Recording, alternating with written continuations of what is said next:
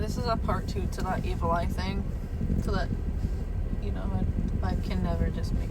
This is why I wanted to do it on the outside of that, but I was like, maybe I'll be able to make it short and sweet. But yeah, you know me, I talk a lot sometimes, but not as much as I used to. I need to get back to it. But anyways, back to that ex-friend.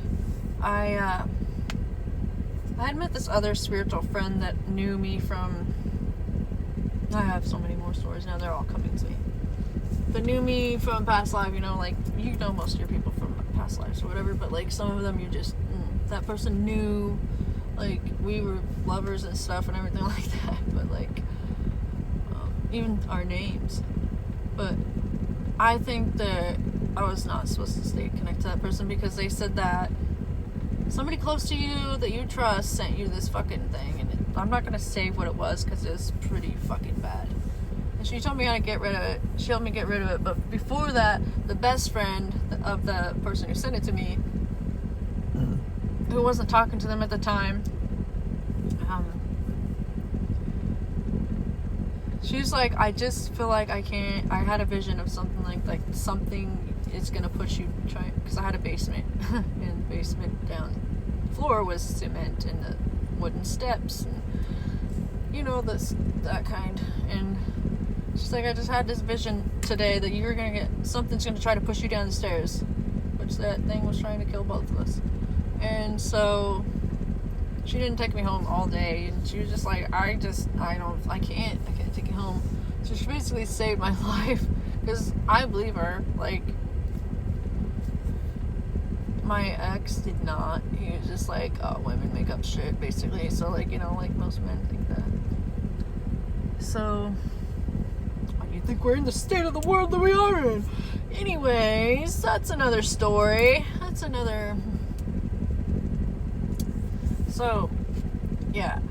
But that other friend that I met on a Facebook group of narcissistic abuse victims, which is funny because, it's not funny, but, like, narcissists hide in those things, so I will never be a part of a group like that again. But that person, I think she was actually a narcissist, because she was just the way she would talk about her so-called ex-narcissist, and then she ended up getting pregnant by him again, which happens, I know, but, like, just the way it was just super weird. I don't know, it just didn't feel right to me. Like, I was like, yeah, this person, no. But she still helped me get rid of the thing that was it was just chilling in my fucking kitchen. And, so, yeah, anyways, that's that story. And she helped me get rid of it, but, yeah, it was scary, and I'm not scared now, but, like, it was scary back then. There's other instances, like, that person, so, like, when you dream about people, and sometimes it's like you're meeting up in the astral. Sometimes it's not always the case, but, like, anyways, when you do meet up with people in the astral in your dream space, you can tell when it's like it's consensual, because it doesn't feel harsh or interrupting your dream. But with that person, there were several times, like, especially the first time that she showed up, the one from the NARC group, in my dream, I was literally walking and talking with, I believe it's probably, like, my inner self or, like, my higher self or something, because I was just chatting away, and that person was like, hey, really fucking loud, and, like, it was, like, very, like, the energy felt disrupted, like, just fucking erupted, just interrupted. And that's what it feels like when somebody's not supposed to be there. They didn't get consent to be in your space, and that's what it feels like. And they had, like, 3 of their kids with them, and I was just like, what the fuck? It looked like one of my ex-best friends, another one, like, but it wasn't on that actual best friend. That one who they remind me of each other, and that is a good reason, because they're both fucking energy vampires. That one best friend, I think, has histrionic personality disorder, because she was always guys are drooling over me all the time. I don't know why CPS is always after me. And just like all of her stories were fucking crazy. And I'm just like,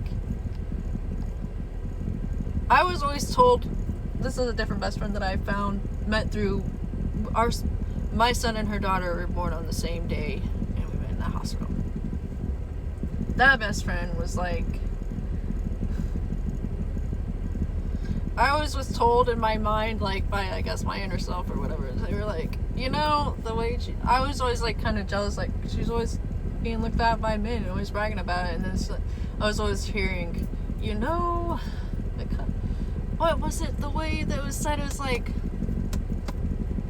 the customers love to cheap it, I don't know how it was said, but it's like basically, you know, the cheap it, like she's cheap, okay, like she's a whore, so that's what it was meaning. I was like, oh, okay, that makes sense. But anyways, I know I'm jumping around and it's a lot, but I'm just saying there's a lot, I have a lot of evil eye shit. She turned out to be sending me like talking shit behind my back because I found out through a guy friend that tried to date her, and I was like, oh wow, so she really is a terrible mother and everything. And then like years later she called me, and she used to have a high-pitched voice, and then she had this really deep, I'm like, why is your voice different? She's like, what do you mean? And she was like telling me she got her kids taken away because she tested positive for cocaine for, you know, that for in court. And she's like, but I don't know why I didn't. It's like, the only reason why you're going to test positive is it's in your system. So, you know, anyways, yeah, the other one from the narc group would always invade my dreams like that. So that's also why, one of the reasons why I cut her off. So I guess the only reason why I needed her in my life is to help me get rid of that one thing, and I don't know, and to close out the cycle. There's another one from 2018 who found me from another fucking group. It was a group from, I think it was a beautiful butterfly. It was a group from Facebook again, but it was like a spiritual awakening one. And I'd be careful about the groups I get on now, because you know there's a lot of predators. And this girl found me, and she was like, are you pregnant? And I wasn't, you know. It's like, because you have really, like, she could feel my my energy. It's apparently strong, I guess. I don't know. It was, I don't. And she's also was attracted to women too, but like, it was just weird because she didn't like the best friend I had at the time, which that person's not really a terrible person. We're not aligned anymore, you know? Like, whatever. But I hear she's doing really well and finally left that stupid piece of shit man she was with, so I'm really glad for that. And I don't know. Anyways, because my mom's Facebook friends with her, but yeah, there's a lot of these, and I'm sorry. I hope you can keep up, but yeah. That one in 2018 was just, she would root around in I could feel it as I was going through a really strong awakening at that time, like a very, very intense one, and she would root around in my chakras, and especially my third eye and crown, and I would feel it, and it would give me hella anxiety and shit. And she just she was a reader, but would charge other people, but she wouldn't charge me. Like, she'd just read me without consent. I'm like, what the fuck? There's another time, but then I ended up cutting her off because I realized what the hell was going on, and I was like, no. So that's how I learned how to have like fucking energetic spiritual boundaries, because of that type of stuff. But you know, evil eye is still gonna happen because it's just part of it. Those are just a few of my stories. If you want to hear another one, hold on, I can talk about more. I got more, but that was a few. But yeah, anyways, hold on, I can make another video, don't worry.